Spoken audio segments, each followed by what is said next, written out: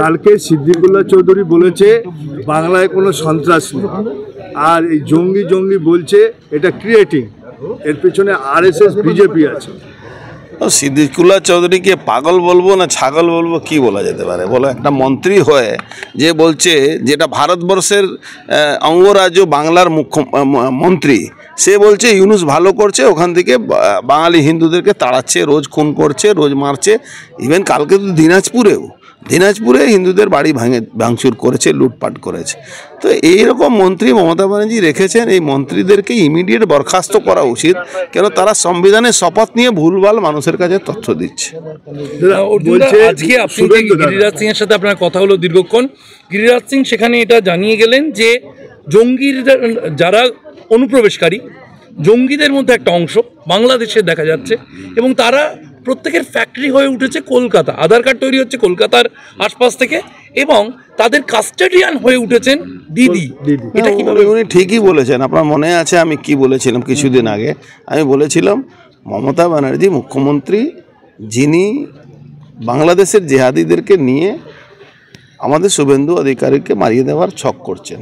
তারই পরিপ্রেক্ষিতে দেখুন এই কথাটা মিলছে কি বাংলা হয়ে গেছে, পশ্চিমবাংলা হয়ে গেছে জেহাদিদের ফ্যাক্টরি। এখান থেকে আধার কার্ড, ভোটার কার্ড, পাসপোর্ট সব এখান থেকে তৈরি হয়েছে। তারা ভারতবর্ষে অন্য অন্য রাজ্যে ঘুরে বেড়াচ্ছে, ওখানে জেহাদি কাজগুলো করছে, সবসময় দাঙ্গা ফাসাদ লাগিয়ে দেওয়ার চেষ্টা করছে।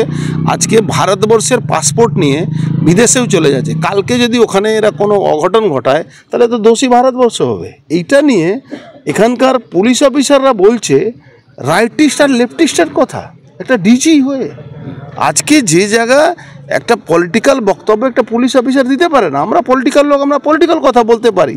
আমরা যে মানুষের কাছে দেখছি, আমাদের চোখের সামনে পড়ছে, সেটা আমরা বলতে পারি।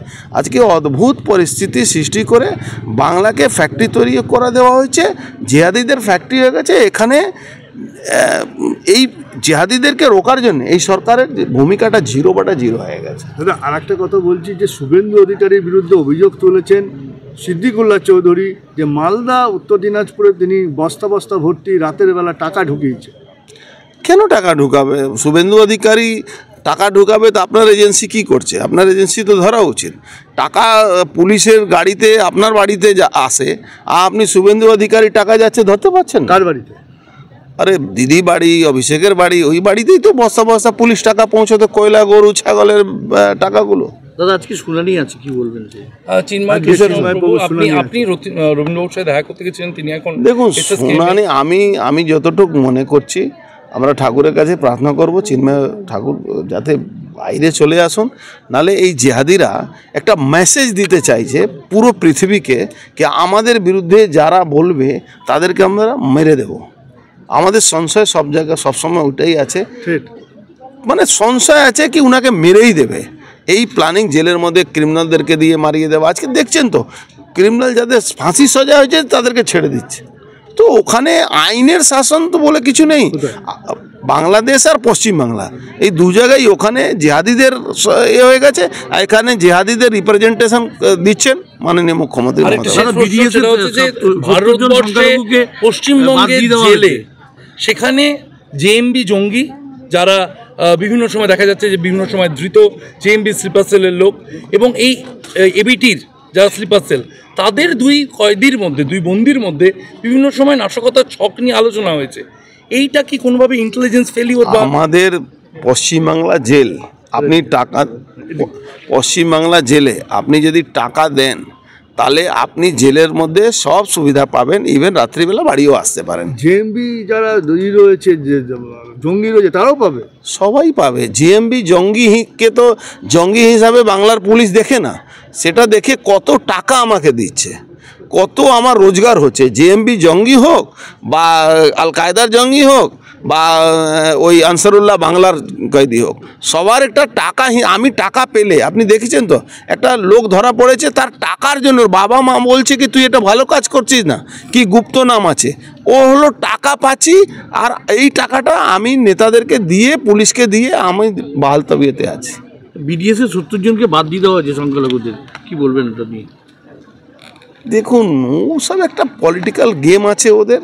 ওরা ওইসব শো করছে। আসল ওদের কাজ আছে বাংলাদেশকে তারা জিহাদি দেশ বানাবে, একটা ইসলামিক কান্ট্রি তৈরি হবে। আমরা স্পষ্ট ওনাকে বলেছি, পশ্চিমবাংলা আস্তে আস্তে গুজিয়ে তুলছেন মমতা ব্যানার্জি যারা ফলোয়াররা আছে, যেখানে পিএফ ইএসআই গ্র্যাচুইটি কিছু দেওয়া হচ্ছে না, অথচ তারা এই অর্ডারগুলো পেয়ে যাচ্ছে।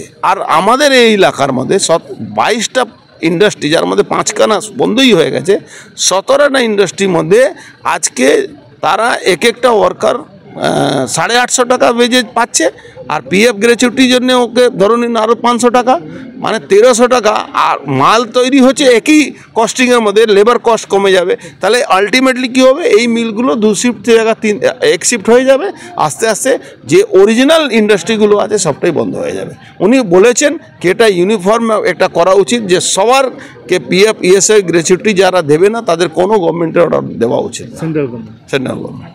দাবি ত্যাগ। এই চ্যানেল কোনো প্রচার করে না হিংসাত্মক, ক্ষতিকারক বা অবৈধ কার্যকলাপ। এই চ্যানেল দ্বারা প্রদত্ত সমস্ত বিষয়বস্তু শুধুমাত্র একটি শিক্ষামূলক উদ্দেশ্যের জন্য। ধন্যবাদ। শুভেচ্ছা টিম আমার বাংলা নিউজ।